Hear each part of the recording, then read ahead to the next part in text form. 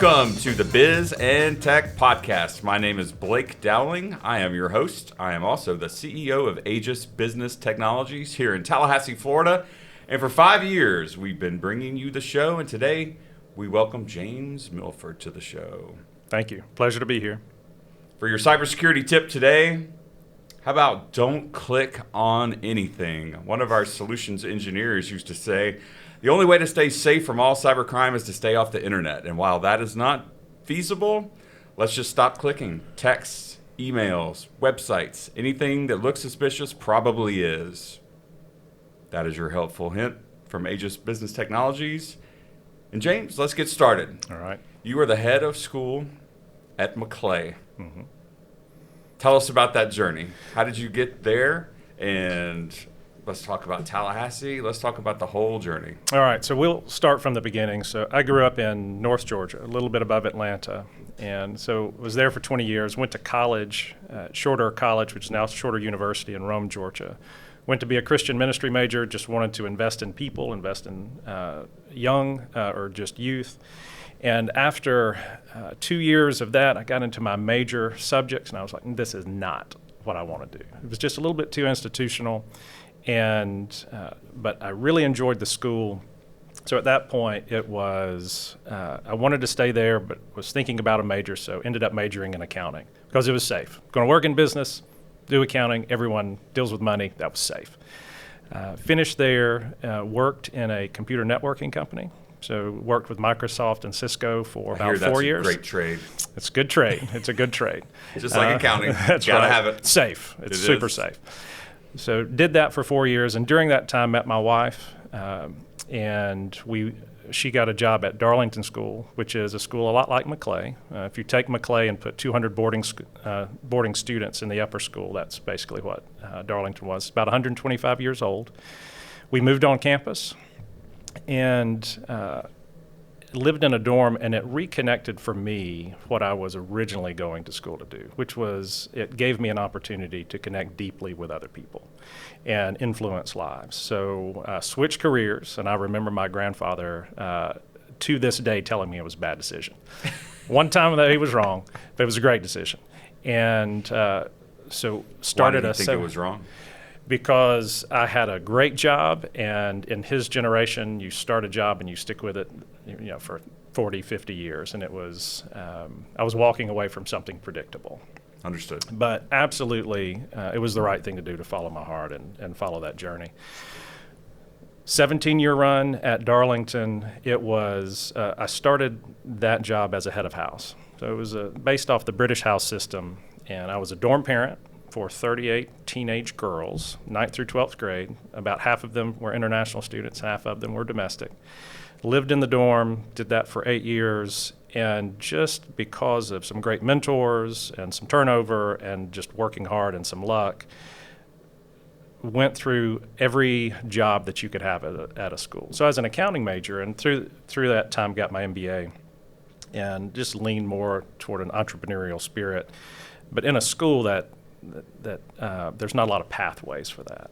So for me, I spent a little bit of time teaching, admission director, financial aid director, communications, assistant head, associate head, did some division director work briefly, but had great mentors along the way. And then over the last 3 years, Tom Whitworth, a great mentor in my life, he was the head of school there, and he saw things in me that I didn't see in myself. Sometimes you have to borrow someone else's belief before your own kicks in. Very true. And so for me, he was able to build some confidence in me and help me see that. And he just let me see behind the curtain for 3 years. So every board meeting, every litigation, all of it, I was able to see because he wanted to get me ready. So he retired, and that was really the time for me to think about, for my family, okay, what are we going to do? We're going to stay at Darlington. And I remember sitting in job application or job interviews and telling people, look, we love Darlington. We're never leaving here. I have 3 sons. They're here. You're going to have to roll me out of here in a box. I'm never leaving. But it was time. And we were either going to stay at Darlington or look at other schools. So we went through the national search process. I had 3 sons at the time, one going into upper school, one in middle school, and one in lower school. So it was important to look at schools that had a lower, middle, and upper. And we believed in education. My wife and I believe in that. And so for us, looked at a few schools, and Maclay was the absolute right fit for us. So that was a decade ago. And at this point, all 3 of my sons have passed through. So they're on to their journey, still on the payroll. But well said. We absolutely credit the charismatic adults and the education and the belief that Darlington and Maclay were able to invest in our kids to launch them well. And no school's perfect. Maclay's not perfect. We're not perfect. We're certainly not a perfect family. But we will never, or at least I will never regret switching careers and being very close to my own children. I think it's made, again, for me, I don't want to speak for my wife, but it's made me a better parent to be able to see thousands of students come through, those who are successful, those who struggle, and just learn things along the way. Well, but love Maclay. Well, Maclay certainly looked all over the world for you, and I'm glad the connection was made. I'll never forget the phone call I got from a gentleman in England who was one of the top 10 finalists, and he's like, I Googled Maclay, and your name popped up, so I just wanted to get your opinion of the school. And, I'll never forget that gentleman's name. But congratulations on a decade. Thank That's you. An accomplishment I know your grandfather would have been proud of. Yep. Good stuff. Proudest career moment thus far? Beyond, I'll break it into 2 sections. So one is from a career aggregate standpoint, certainly being chosen to lead Maclay is an honor in and of itself. So when I think about, and this is just the way I was trained, I am a temporary steward of a great institution with a mission that's bigger than I am. So I inhabit the seat right now and been here for 10 years, hope to be here a lot longer. But that's an honor in and of itself, just to be able to lead and influence young lives, to be responsible for 180 employees in a wonderful city, and to have that influence. That's an honor in and of itself. But I still remember the first student that I admitted to Darlington when I was a head of house and admission director. Her name was Kristen. Came through a relatively, not a traditional family that came in, took a risk, and she did phenomenally well. And I believe currently is either on their alumni board or leading their alumni board. That makes me proud. That's awesome. And any educator you talk to, they're going to, I would say, they're going to think about it in the aggregate, but it's the individuals that pass through. Now I have to fight and schedule to be with kids. I spend all my time with adults. Right. That's the give and take of a job like this.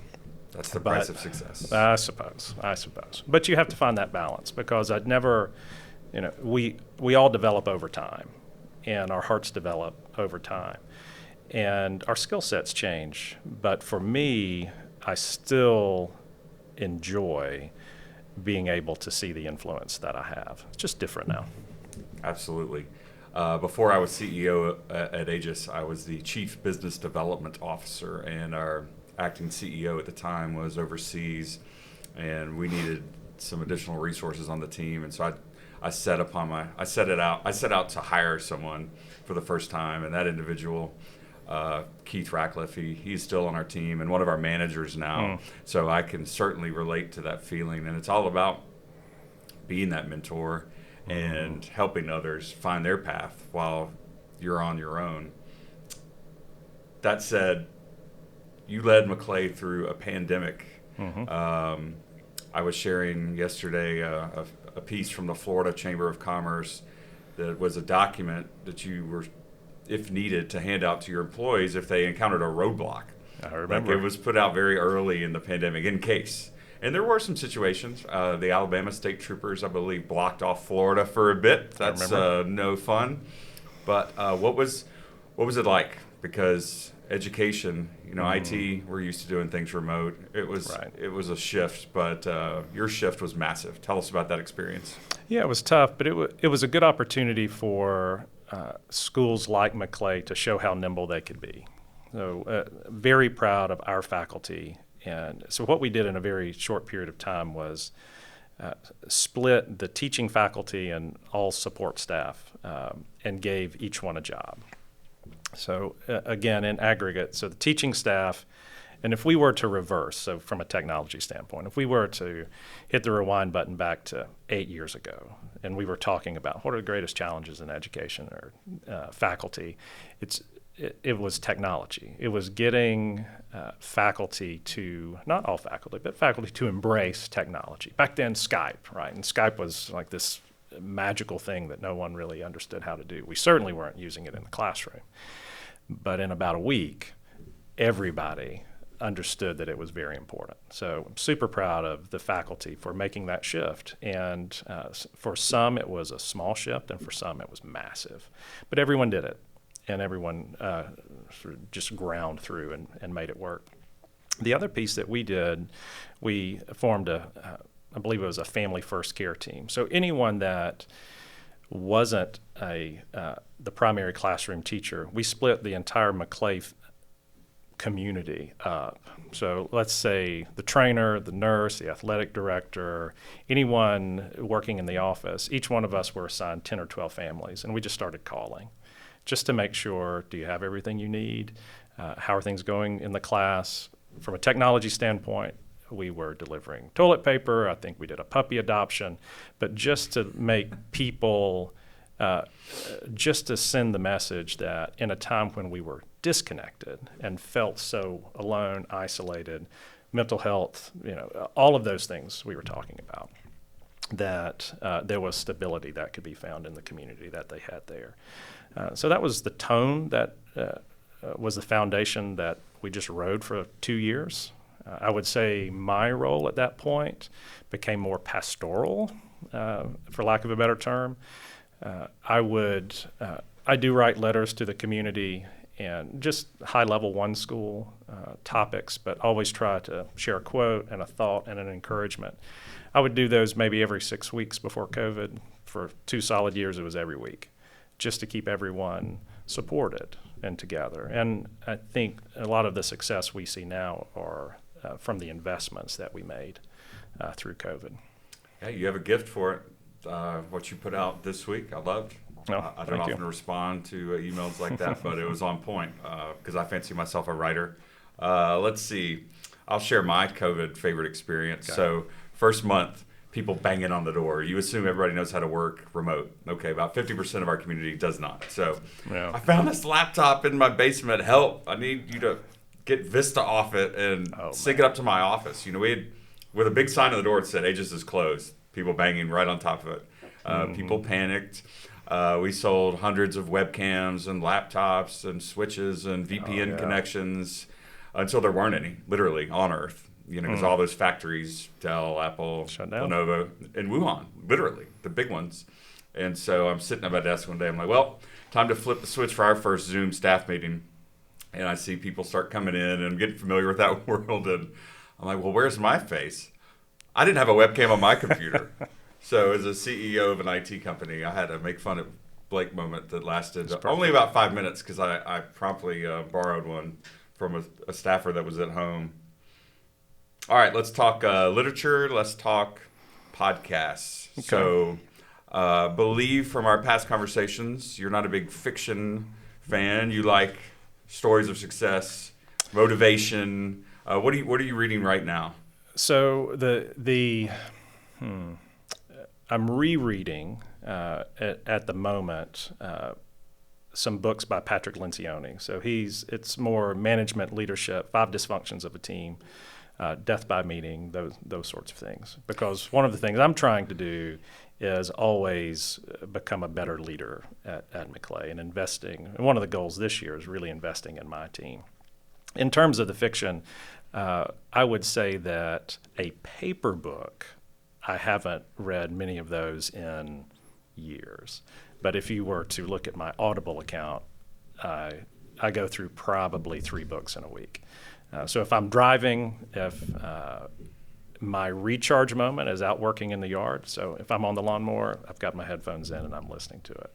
Nice. So it's YouTube certainly has a lot of compilations out there. So it's so those are the types of things that I spend a lot of time looking through. But best management books out there, or at least the ones that I read early on when I was forming my theory of leadership and the type of man I wanted to be.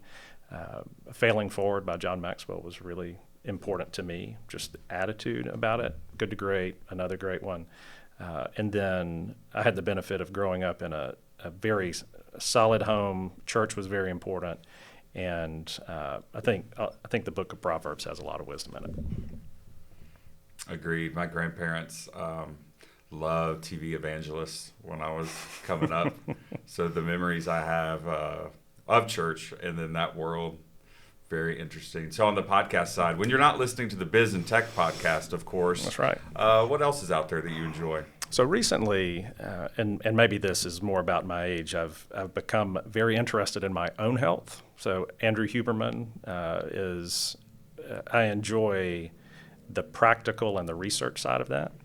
So over the last year or so, I'll go back. So last summer, I had mentioned that I'm always struggling to try to find ways to connect with students because I'm in meetings all day. So last summer, I decided that I needed to become a little bit more healthy, and I knew that if I promised the students something, I would absolutely do it. So I went to the football team, and they were about to start summer workouts. I said, "Okay, can I come join you? I don't want to hit, but I'll show up every day and I'll give you everything I got." And so that's huge. Last May, we started that, and every day, every morning from 7 to 9, we were out there. And again, I didn't do much talking. I was breathing too hard. But it was so rewarding later on last year and still this year to just be walking through the school, get a fist bump from a kid that we spent some time together. Right. So I was listening to Huberman a lot at that point in time. My older son's in the military, so he's on the track to be Special Forces in the Army. So he listens to Jocko Willink a lot, so I listen to that just so that we can have something to talk about. And again, it's in general, I have a bias toward action and high expectations and just like to move. So I'm drawn to some of those more motivational speakers. What a great engagement with that football team. I think one of the downsides of the remote workforce that we've developed in our country and our world is the lack of that engagement. You know, how are you going to build a team and team chemistry if you're in Zoom? Yep. You know, it's those little moments. I think you said that in your email this week. So those little moments. It's an opportunity for engagement, collaboration, coaching, mentor, teaching, learning. Yep. And without those little moments, you know, you just have a workforce. But with those little moments, you have a team. And what a great job to be part of the football team. Yeah, I didn't know that. Awesome. And made it through with no injuries. They didn't beg you to participate in any hitting drills? No, not at that point. All right, good stuff. So if you could go back in time to one place, anytime, any era, any country, what would that look like? So for me, this is a tough question. I told you it was a tough question. But if I have I think I put it on the list because I couldn't ever think of a good answer. Yeah, so for me, I don't spend a lot of time in the political sphere, but I do notice everyone has opinions about what the founding fathers meant when they signed the Declaration of Independence and did all of that work. I think I would go back there and could form my own opinion about what the spirit of that document or those documents meant. That's what I would do. And from a practical standpoint, how do you dress like that with no air conditioning? and the hair pieces? People were tougher back then. Period. They were just tougher. I think we could talk about that for a long time. Yeah, People were definitely tougher back then. I'm going to go with the 1980s. I think to see my childhood again with 49-year-old eyes, I think that would be beyond fascinating, from the political world. You know, when Ronald Reagan took over, he was He came to Dothan, Alabama. Not many people came to Dothan, Alabama. That was a big deal. And just everything. Gosh. All right, so let's talk video games. Okay. If you had to pick one video game to play for the rest of your life, what would it be? Ooh. For the rest of my life? Well, I'll go back to Super Mario Brothers, just the very simple, the original Nintendo. Can't go wrong there. When I was thinking about this one, I remember the callus on my left thumb from the cross piece on the directional. Spent a lot of time doing that, but I'll take the upgrade because again, it's for me when I think about my life now with sons out of school. My goal in life now is for my children to want me to be a part of their life. That's it. I'm in consulting mode. And so I'm going to upgrade it to Wii Sports because that's what my boys like to compete in, whether it's the Saber Challenge or basketball or whatever, which my wife is really good at. Did the family go through a Wii bowling era? We did. We certainly did We also. did. And so now when at the rare occasion that they're all back together, that's actually what they do. And we just love to watch it. Awesome. In our household, we did a rock band. Yep, did run. that too. That was great. That was pretty special. Trading off vocals, drums, guitar. Barracuda is my favorite on that. I really enjoyed playing We that did one. a version of Round and Round that would make Rat very proud. Although when I bring up that video from 10 years ago, it's funny. The kids don't find it as they funny don't as I find it. do. That's right. It'll come back around. Reed does. Just save it about 15 Reed minutes. does. Mallory does not. I was writing a column, speaking of Reed, I was writing a column yesterday on education, and I rarely don't have anything to say. I'll just start blurting things out, for better or for worse, and trying to describe teaching and being an educator. You know, the profession that teaches all others how to be. How do you quantify that? How do you put that in writing? And all I could think about was the legacy of teachers where you are at Maclay, Miss Cremata, Mrs. Moody, Miss Hathaway, Mr. and Mrs. Obrecht, people that were there for me when I was in high school, that were also there for my son, my stepson, Reed.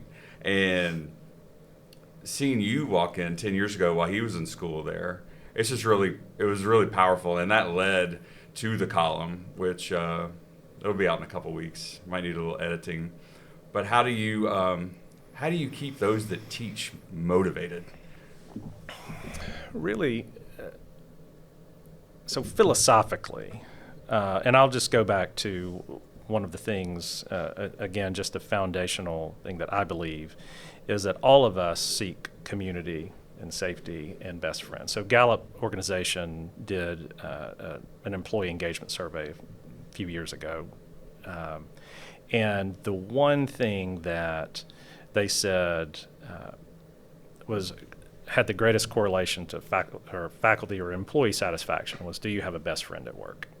You know, there were some other things that played into it, but if it had to all boil down to it, it was, do you have a connection at work? So the way that we define success at Maclay for our students and for our faculty, and this is just the way that I talk about it, it's really three ways. So one, it's connection, it's recognition, and a growing sense of mastery.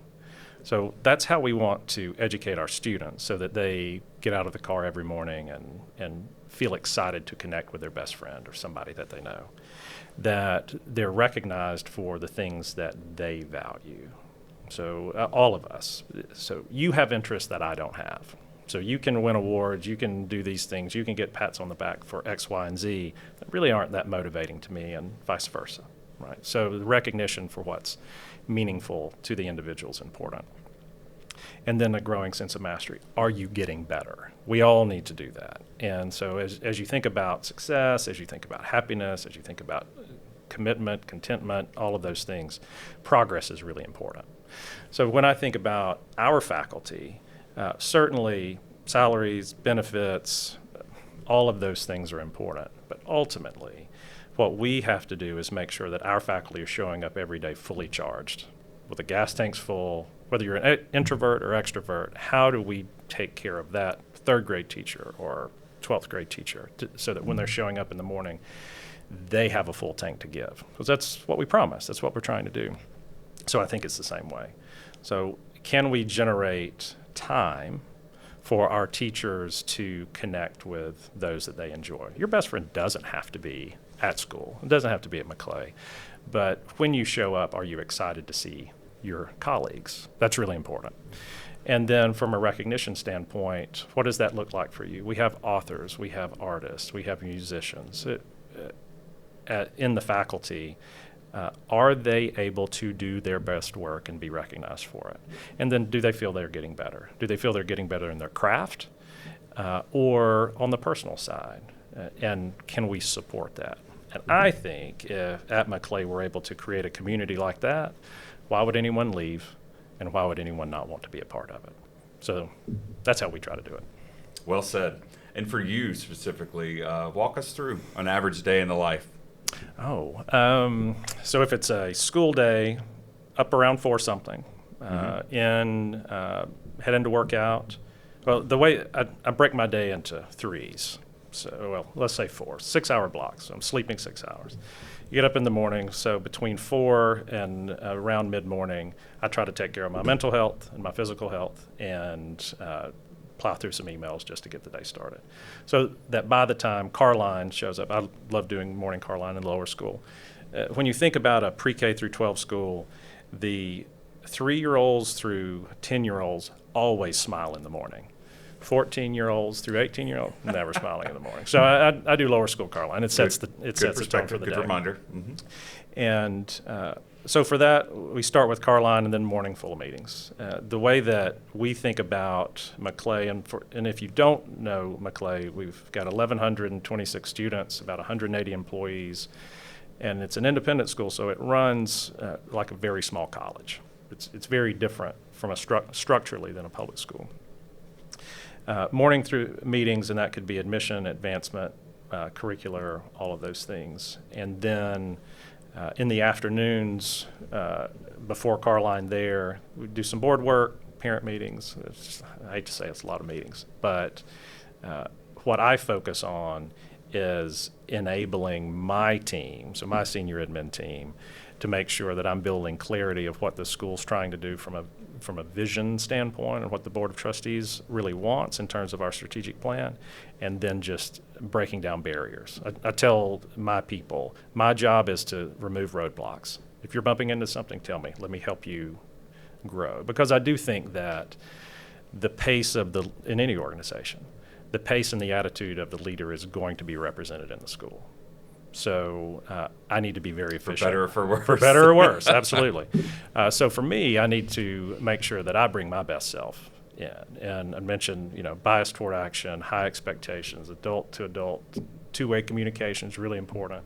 And just try to build clarity and help my leaders be their best selves. And that multiplies. Well said. Mm-hmm. Before we wrap up today, what do you think the biggest challenge for education is in the state of Florida and around the world, for that matter? Or maybe just we'll stick to the United States. For us, probably a lot of different answers. I think the institutionalization of education moves it away from really what motivates students and motivates education. It's tough when a third party comes in and says, this is the way education should be and everyone must fit this box. So it was one of the things that, as I came into Maclay, one of the challenges and this was verbalized to me, is you need to define the box that every Maclay student needs to fit into. How do you define college prep? How do you do all those things? And I took great offense to that because that's not what I believe about education. I believe the challenge of education is, how do you build a classroom or build a division or build a school that enables a student to become their best selves? So at Maclay, the way we think about it is the fictional family of 4. So we do have families that have 4 children. But the way and we're a college prep institution, so we're going to prep you to go to college. We're going to get you ready.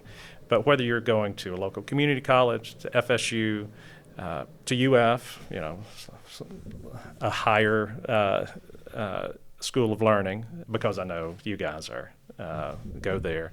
Or you're going to an we're a Ivy school League. of academics this year. We're not going to focus on football. It's all about academics. All about academics. So you take the spectrum of colleges. We want to make sure every one of those students feel valued equally. And that's a process. So as you think about schools, schools can fall into three different categories from a competitive standpoint, at least independent schools: a price school, a product school, and a process school. We want to be a process school so that the student that comes into our gates, we're able to take them through a great process so that they can come out being their best selves and ready to launch. It's difficult in very large schools when you're trying to institutionalize success or the process. It's easy for kids to be camouflaged in that process. So that's how I think about it. Outstanding. Our last question today. I was thinking about this one last night, as I would like to dedicate this episode to my favorite teacher who taught my favorite class, Mr. John Burley, a Maclay teacher, passed away in 2003. Mm-hmm. He gave me my one and only academic award, Excellence in American History. And my father literally fell out of his chair when it was announced. I'll never forget that moment. You were talking about accolades and the importance of mastering something. I mastered history. I'll never forget you, Mr. Burley. Thank you for that. So, as an educator, one that is involved in the most noblest of professions, educating our youth, managing those teachers, what was your favorite class? Physics with Mr. Nolan. Loved it. Loved it. Back in high school, he was. I remember. It was. He encouraged you to create, and it was just a basic physics class. But I remember, before I even understood that magnetic trains existed, I remember we were inventing things like that, and he helped us dream a little bit bigger. I think one of the things. We're both. We both have all of our devices, and one of the things that I know that I have to watch from listening to podcasts all the time or watching this or watching that is creativity comes when you're bored sometimes. We always say when you're in the shower, that's when you have all your best ideas. I think that's a mixture of education too. And as I think about my path, it's the balance, and that's even in our mission. It's the balance. So you have to be bored a little bit. You have to be creative a little bit. But I remember him to this day. It was great. It was a great class. Awesome. Great answer. A lot to think about. Thank you so much for tuning in today. Thank you for watching. Thank you for listening. We are live on Spotify, Apple Podcasts, all Aegis social platforms. Look for more information on Maclay and Tallahassee at the website. That is maclay.org.